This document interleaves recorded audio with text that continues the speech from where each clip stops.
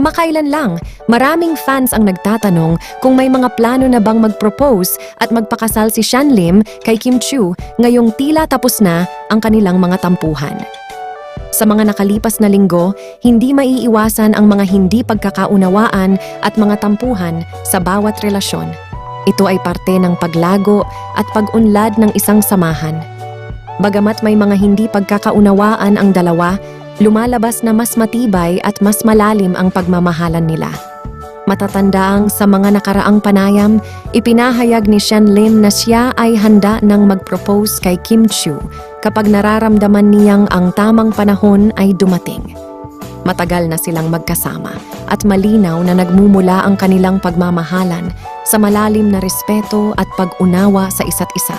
Bagamat hindi pa ito opisyal na anunsyo ng kasal, patuloy na umaasa ang kanilang mga tagahanga na magkakaroon sila ng mas maligayang kinabukasan.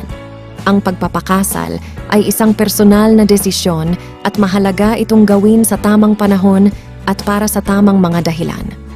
Sa ngayon, ipagpapatuloy muna natin ang pag-aabang at pagmamahal sa kanilang kwento ng pag-ibig at tiniyak ni Shan Lim na kapag dumating na ang tamang panahon, tiyak na ito ay magiging isang espesyal na okasyon para sa aming dalawa.